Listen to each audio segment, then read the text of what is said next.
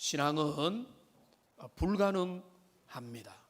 그런데 어떤 사람들은 예수님 없이도 나름대로 신앙생활을 하는 것처럼 살아갑니다. 또 그렇게 가르치는 이단과 유혹과 가르침들도 있습니다.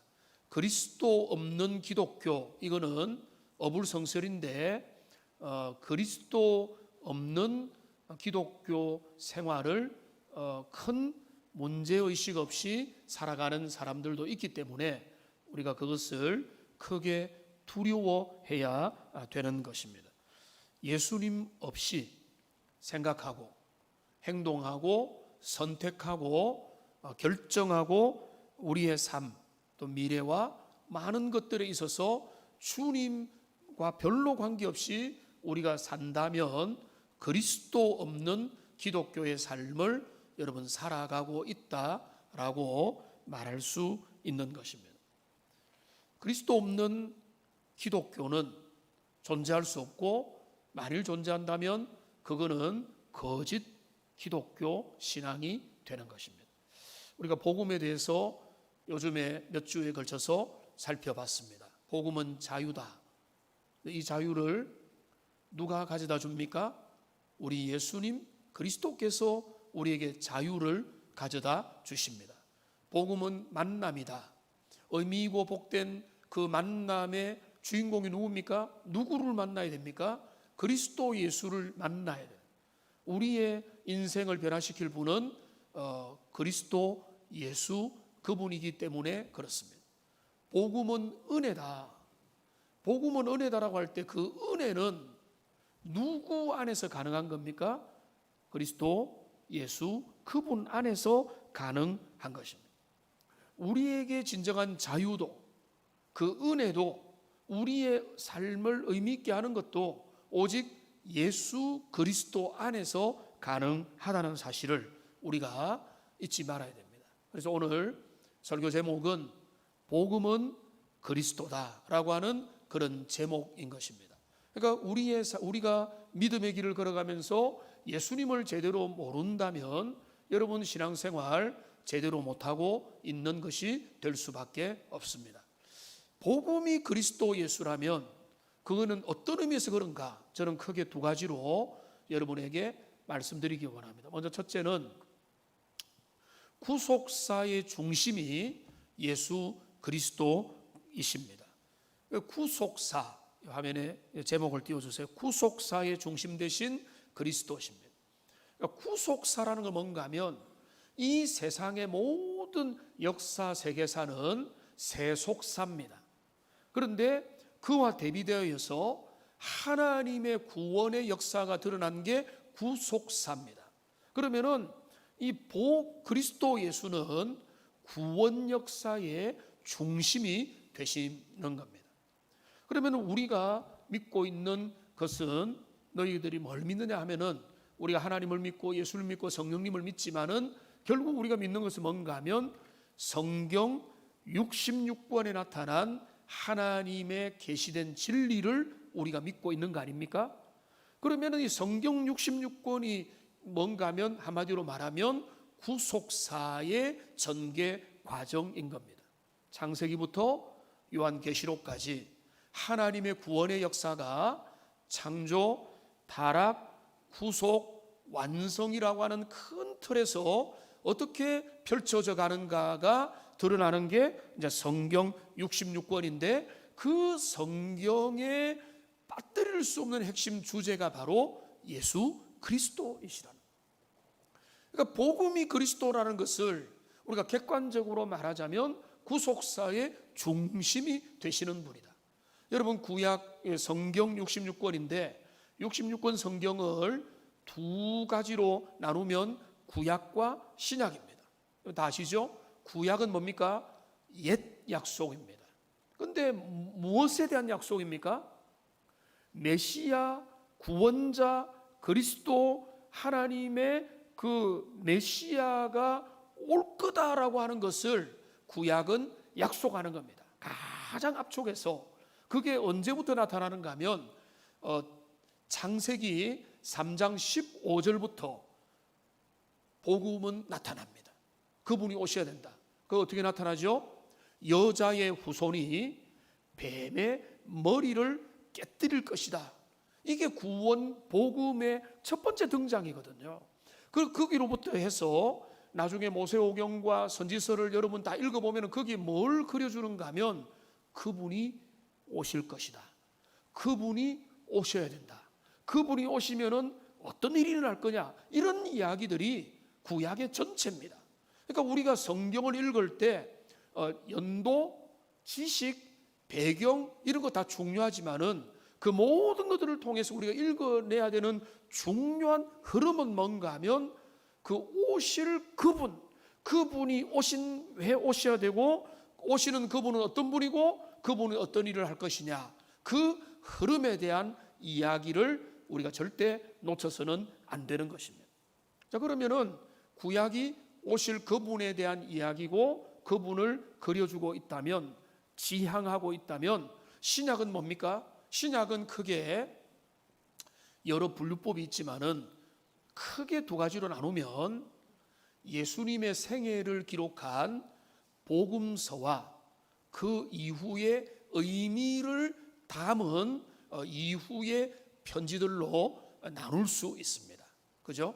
그러니까 그 복음서는 이 땅에 계셨던 중심 되신 그리스도 예수의 생애와 가르침과 그분의 십자가와 부활까지, 그리스도의 생애와 흔적들이 복음서에 기록이 되어 있습니다.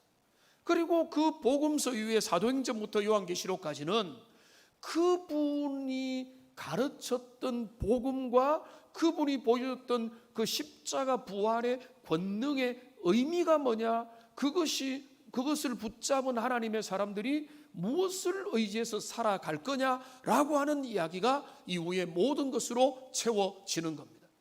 자, 그러면은 그 중심은 또 뭡니까? 예수 그리스도. 그리스도 그분이 하신 십자가와 부활, 그리고 그 교회를 세우신 의미, 그거를 붙들고 영원한 새하늘과 새 땅을 바라보는 것. 그러니까 여러분, 구약과 신약, 성경 모든 66권의 중심에는 예수 그리스도가 계시고, 그러니까 그리스도를 빼버린 성경 공부는 제일 위험하고 잘못된 것입니다. 몇 년 몇 월 며칠에 어떤 일이 났고 어떤 왕이 어떤 일을 했고 이런 것 알면은 도움이 되겠지만은, 그러나 그 모든 것보다 훨씬 더 중요한 건 뭔가 하면 그 모든 역사의 주인공 되시는 그리스도를 빼버린 성경 해석은 의미가 없고, 여러분이 성경을 10번, 100번 읽는 것 중요합니다. 여러분 성경을 완독하고 정독하고 열심히 읽어야 되는데 그 읽을 때 초점을 잃어버리면, 제가 좀 과장해서 말하면 성경을 수백 번 읽어도 그 안에 계신 그리스도 예수를 빠뜨리고 그냥 읽을 수 있게 된다는 거죠. 그러니까 우리는 그리스도 예수를 항상 성경의 주인공, 구속사의 주인공으로 붙들어야 되는 것입니다. 요한복음 5장 39절이 그 이야기를 해줍니다. 우리 같이 한번 읽어보겠습니다. 너희가 성경에서 영생을 얻는 줄 생각하고 성경을 연구하거니와 이 성경이 곧 내게 대하여 증언하는 것이라. 여러분, 이게 핵심인 거예요. 너희가 성경 연구 실컷 하는데, 너희가 성경 붙잡고 암송도 하고 연구도 하고 율법사들과 서기관들은 성경을 평생을 연구했는데, 이 구절을 보십시오. 이 성경은 내게 대하여, 나는 누굽니까? 예수 그리스도죠. 그리스도 그분을 지시하고 그분을 가르치고 그분의 은혜와 그분의 성품과 그분의 사역과 그분을 통해 이루실 일들을 성경이 나타내는 것인데, 너희가 그것을 읽을 수 있어야 된다는 거예요. 그거를 읽지 못하고 성경을 그냥 문자적으로만 보고 도덕적으로 윤리적으로만 해석하면은 성경의 눈이 열리지 못한다. 그러니까 우리가 하나님 말씀의 세계가 열리려면 그 말씀에 계시된 그 구원자 그리스도 예수에 대한 그 중심 되신 주님에 대한 이해가 열릴 때 우리는 창세기를 보든 레위기를 보든 성경 어디를 보더라도 그 성경을 통해서 그리스도 예수를 발견하게 되고 고백하게 되는 것입니다. 여기에 관련된 우리 주님이 친히 하신 말씀이 또 있습니다. 엠마오로 내려가는 두 제자들, 그들은 그리스도의 부활의 소식은 들었지만 믿지 못하고 터덜터덜 낙심하는 가운데 엠마오로 가는데 부활하신 주님이 변형된 모습으로, 다른 모습으로 그들 가운데 나타나셨습니다. 그런데 여러분, 부활의 예수님의 가장 좋은 증명은 부활체를 보여주시는 것으로 충분할 것 같은데 예수님은 그렇게 하지 않습니다. 부활체를 보여주시고는 우리 주님은 어떻게 사역을 하시는가 하면 누가복음 24장을 보십시오. 26절 27절에서 이렇게 하십니다. 그리스도가 이런 고난을 받고 자기의 영광에 들어가야 할 것이 아니냐 하시고 그렇게 설명을 하시고는 이에 모세와 모든 선지자의 글로 시작하여 모든 성경에 쓴 바 자신에 관한 것, 그리스도 예수님에 관한 것을 자세히 설명하시니라. 여기 보면 성경, 자 모세라는 것은 모세 오경을 여기서 의미하는 거고 모든 선지자의 글은 모세 오경 이외의 모든 성경입니다. 다른 데는 시편이 포함되기도 하는데 구약의 분류법으로 모세와 모든 선지서, 이거는 구약 전체입니다.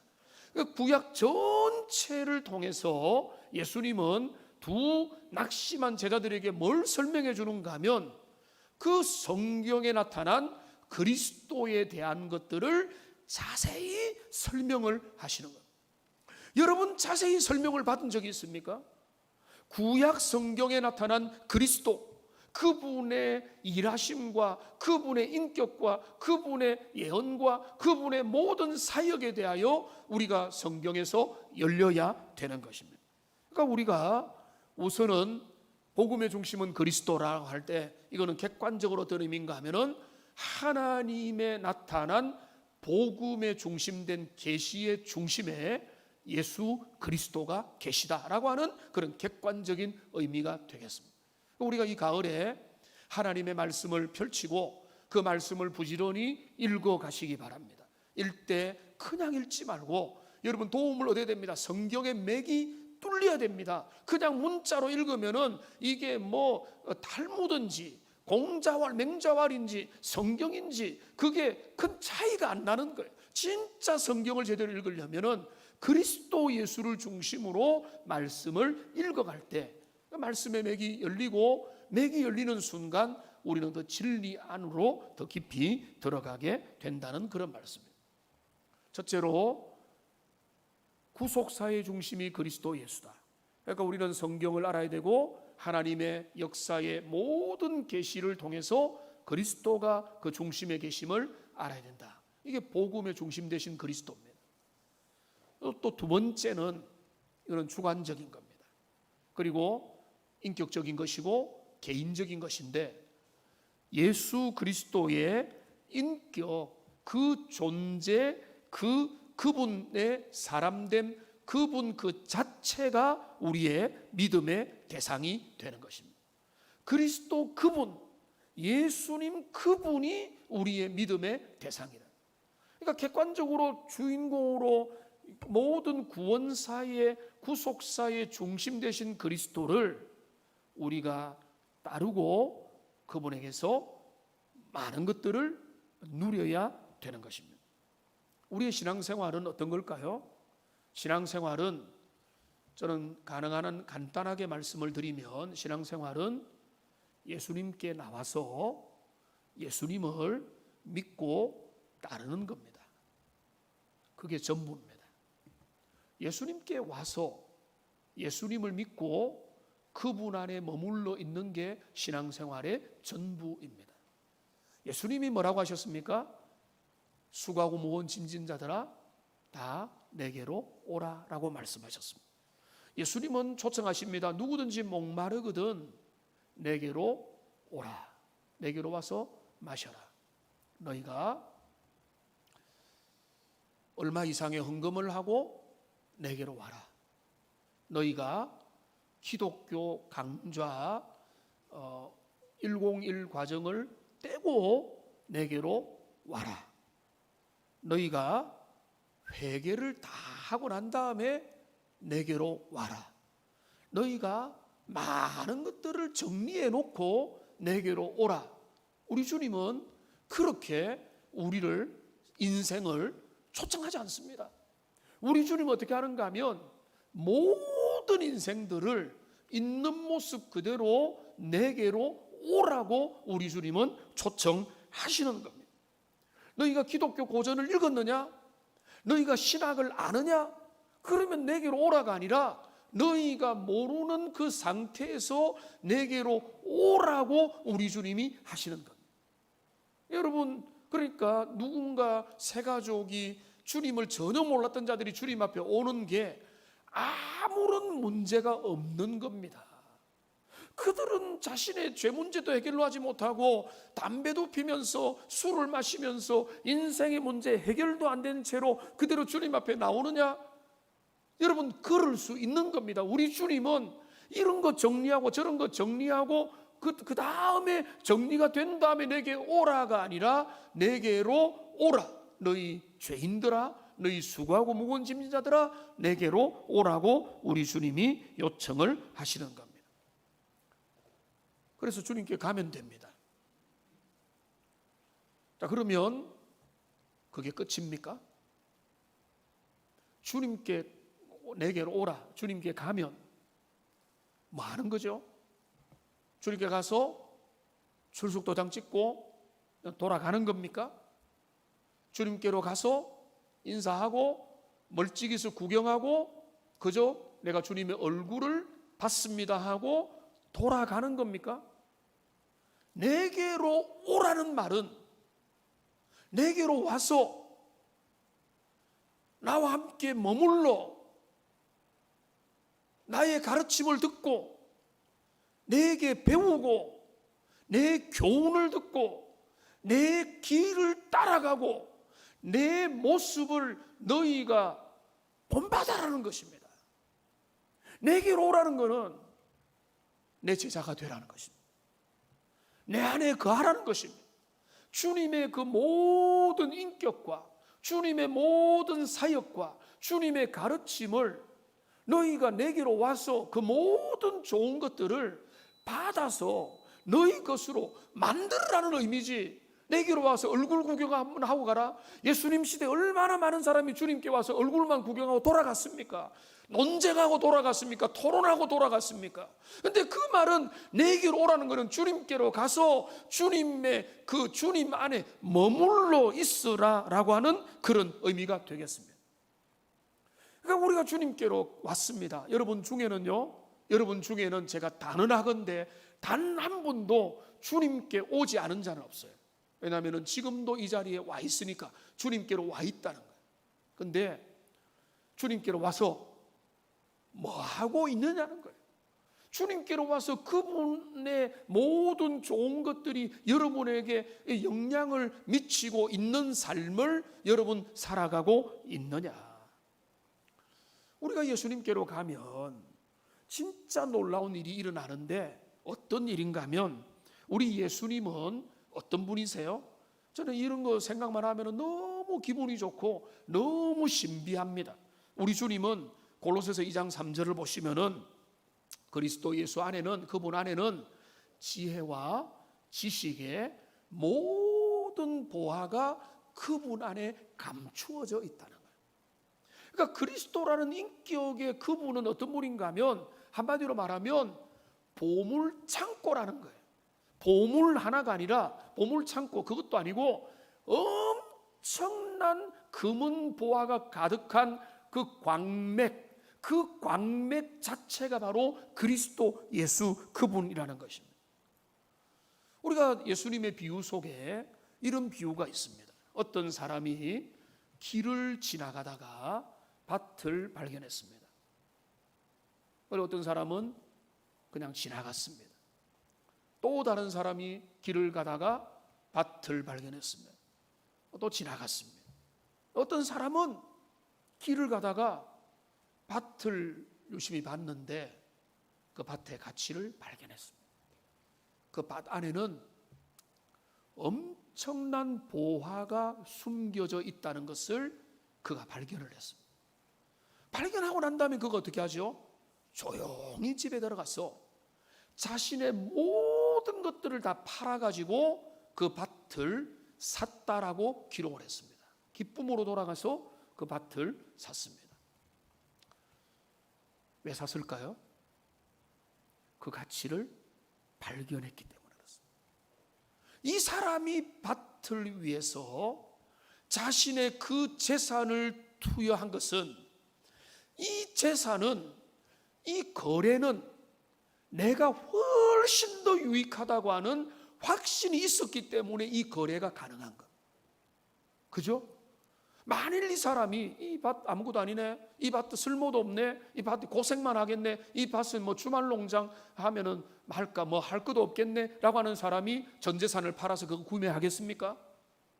오늘날 수많은 사람들이 참된 보배의 근원 되시는 금은 보화가 그 속에 가득한 그분의 가치를 재르지도 못하고 헤아리지도 못하고 가치 평가를 못 내리기 때문에 그들의 인생에 그들이 계산을 제대로 못하고, 그러니까 그 밭을 지나가 버린다는 것입니다.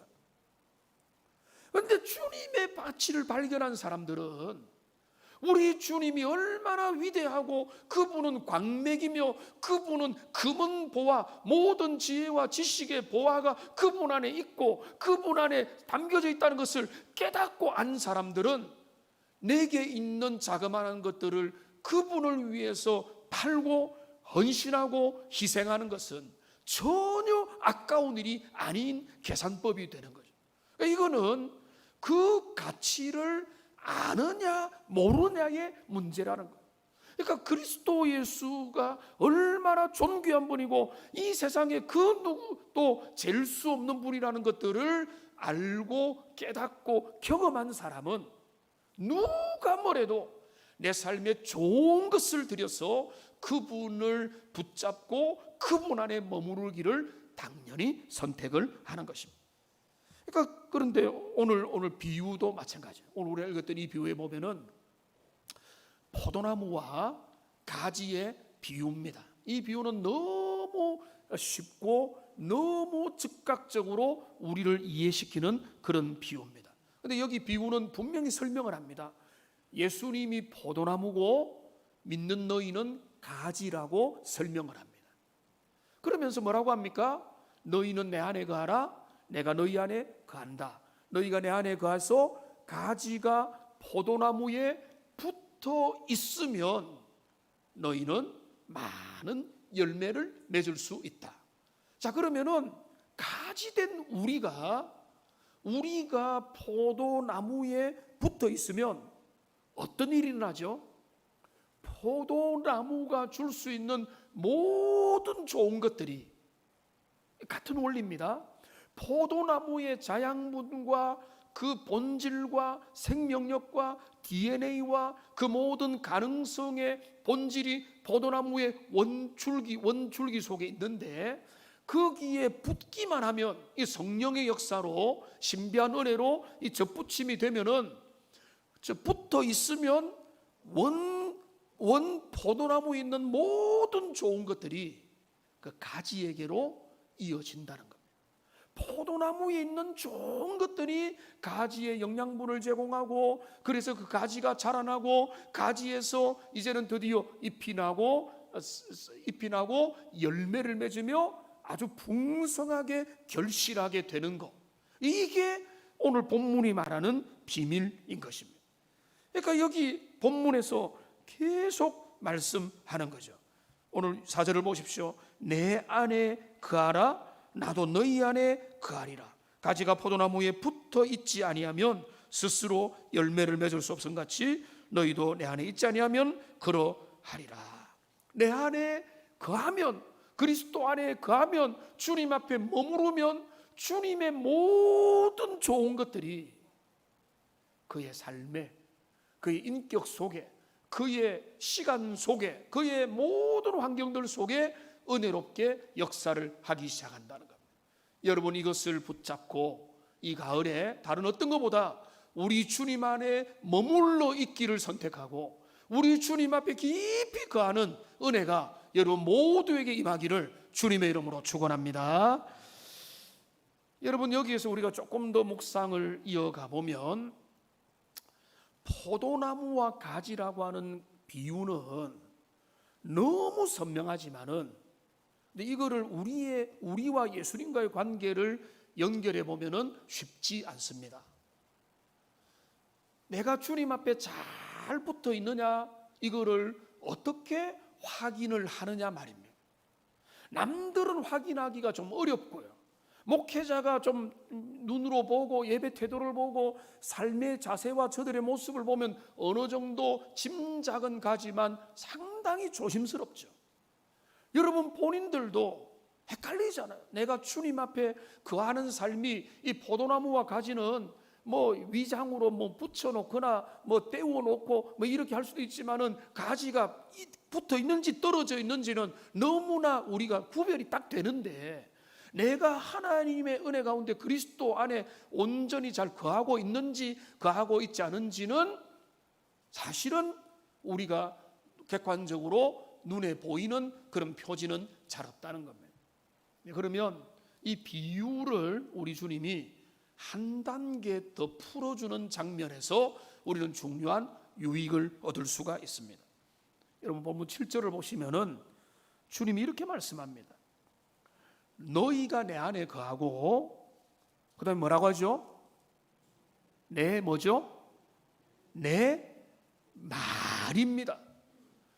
포도나무와 가지는 존재론적으로 거하는 거기 때문에 우리가 존재론적으로도 의미가 있지만은 그런데 이거를 좀 더 구체적으로 이게 의미 있는 주님 앞에 거하는 삶의 본질은 뭔가 하면 주님의 말씀이 진리의 말씀이 주님의 말씀이 내 안에 머물러서 나를 통치하고 나를 지배하고 나를 다스리느냐. 이게 주님 앞에 거하고 있다고 하는 중요한 사인이 된다는 것입니다. 주님의 말씀에 관심도 없고 하나님의 교훈에 별로 중요하게 여기지도 않고 내 뜻대로 살고 모든 선택과 결정에 있어서 내 세상에 요량껏 살아가는 사람에게 이거는 별로 적용이 안 된다. 우리가 열매를 많이 맺고 건강한 하나님의 사람으로 영적인 자양분을 충분히 우리가 공급을 받으려면 그분 안에 거해야 돼요.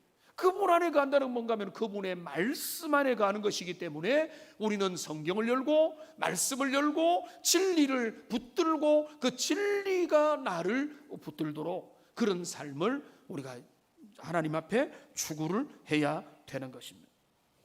다시 한번 더 정리를 해보면 우리가 객관적으로는 역사적으로 구속사적으로는 그리스도 예수가 중심 되십니다. 복음의 중심 되신데 그 중심 되신 그리스도께 가서 그분 앞에 머물러서 그분이 주시는 모든 풍성한 복들을 우리가 받아서 누려야 됩니다. 그게 포도나무의 비유의 본질입니다.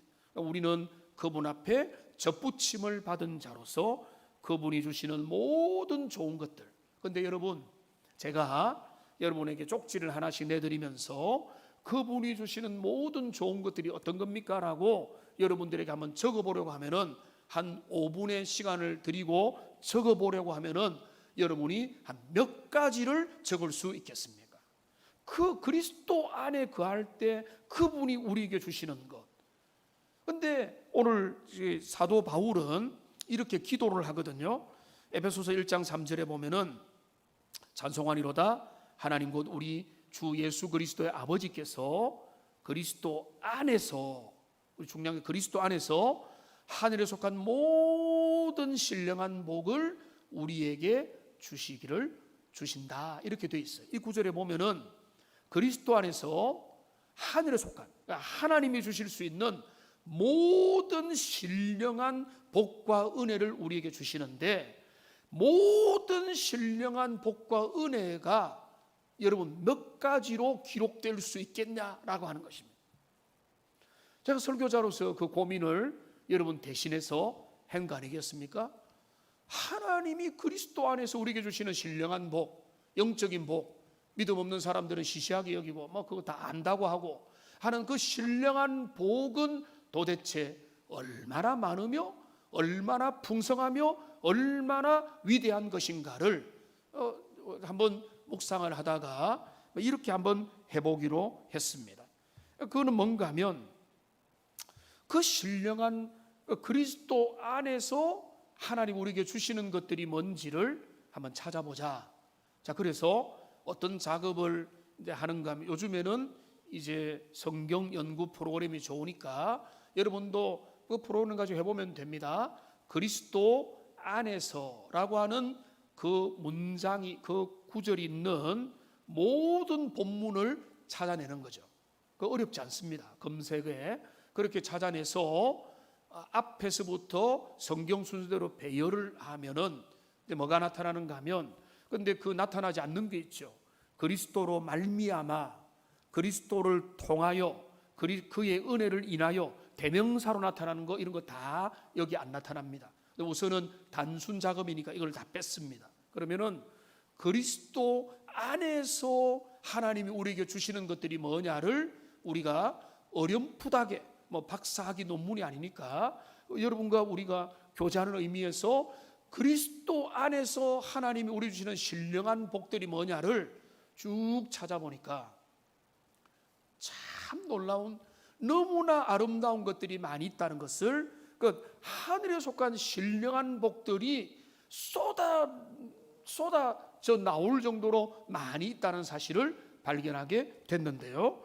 이 주제만을 좀 살펴보면은, 자, 주제를 이제 화면에 보시면은 바로 그건데, 순서대로 그리스도 안에서 하나님이 우리에게 주시는 것들입니다.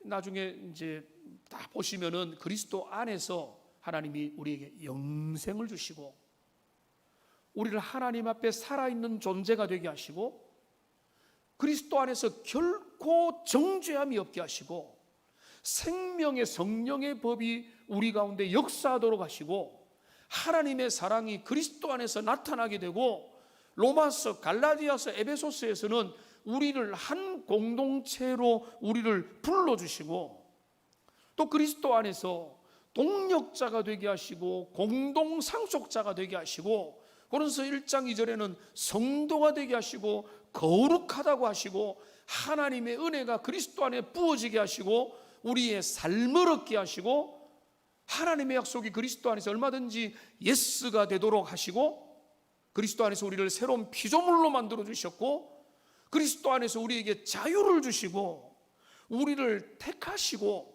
우리의 죄를 사하시고, 함께 하늘에 앉히시고, 선한을 위해 지어주시고, 우리를 용서해 주시고, 우리에게 믿음을 주시고, 사랑을 주시고, 또 믿음을 주시고, 그리고 생명의 약속을 주시고, 은혜를 주시고, 구원을 주시고, 믿음과 평안과 부르심을 우리를 불러주신 것. 제가 간단하게 설명을 했지만은 여러분이 이 구절을 집에 가서 찾아가 보십시오. 그리스도 안에서 하나님은 모든 좋은 것을 우리에게 부어주시는 분이십니다. 어떻게 하면은요? 그분 안에 붙어 있으면. 여러분, 주님 앞에 붙어 있는 사람들이 주님 앞에 신앙이 성장해 가는 겁니다. 그 인격이 자라가고, 믿음의 연륜이 자라가고, 삶에서 하나님이 원하시는 성품대로 자라가게 되는 그 은혜가 있는데, 여러분 그리스도 안에 거하는 그 삶에서 이런 어마어마한, 심지어는요 어떤 사람들은요 요즘에 신학계에는 그런 논쟁을 벌이는데, 회개를 해야 주님 앞에로 올 수 있다. 여러분 그게 아닙니다. 회개도 주님의 은혜가 필요한 거예요. 주님이 은혜 주시지 않는데 어떻게 회개하면? 그러니까 그리스도 예수 안에서 주님 앞에 나왔을 때 주님의 은혜 가운데서 그 모든 놀라운 좋은 것들, 회개와 죄사함과 자녀됨과 양자됨과 모든 생명의 약속들과 모든 주님이 주시는 좋은 것들이 그리스도 안에 머물러 있는 그 단순한 사실 하나 가운데서 자라나게 되는 것입니다. 여러분, 멋진 거목을 보면 정말 기분이 좋죠? 그 거목은 처음부터 거목이었습니까? 아니죠. 어린 나무에서 작은 가지였지만은 그 풍성한 근원에 잇대어서 시간이 지나다 보니까 어느 순간에 거목이 되어 있는 겁니다. 우리가 할 일은 그분 안에 거하고 그분의 말씀 안에 거하고 그분의 진리 안에 거하는 그 일만 열심히 부지런히 하기만 해도 우리의 인격은 자랄 것이고 하나님 우리에게 그리스도 안에서 예비한 모든 신령한 은혜들을 우리가 받아서 누리게 될 줄로 믿습니다. 복잡한 게 아니에요. 너무나 간단하고 너무나 분명해요. 그런데 주님 안에 있는 것은 그냥 신비한 일은 아닙니다. 그 말씀 안에 거하는 거예요. 우리 주님의 진리의 말씀을 사랑하고 사모하고 말씀의 교훈을 받고 말씀을 따라 책망을 받고 그 말씀이 나를 찌르면 찔림을 받아서 회개하고 말씀이 나를 교훈하면은 교훈을 따라서 내 삶의 태도를 바꾸고 하는 이런 것들이 물론 필요합니다. 변화가 필요한 겁니다. 그게 말씀 안에 거할 때 일어나는 자연스러운 변화의 모습이라는 그 모든 게 성령께서 우리에게 행해 주시는 그런 은혜인 것입니다.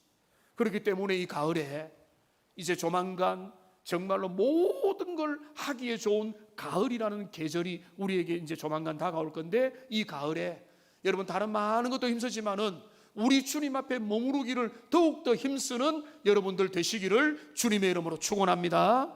무엇보다 말씀을 가까이 하십시오. 생명의 말씀을 정말로 내가 듣겠나이다. 하나님의 말씀 앞에 내 영혼을 비춥니다. 주님 나를 다스려 주십시오. 이게 말씀이 내 안에 거해야 말씀이 나를 찌르고 살피고 치료하고 역사하고 회복시키고 나를 강건하게 붙들어 주는 게 말씀의 영향력인 그 말씀의 본체에서 우리에게 계속 이게 흘러나와야 우리의 가지가 튼튼해지는 거예요. 그렇지 않으면 우리는 시들어 버릴 수밖에 없기 때문에 우리는 이 가을에 하나님의 말씀을 펼치고 말씀 앞에서 또 기도해야 됩니다. 왜 말씀과 기도는 이어지는가 하면은 이 모든 걸 가능케 하는 것은 성령의 사역이기 때문에 그래요.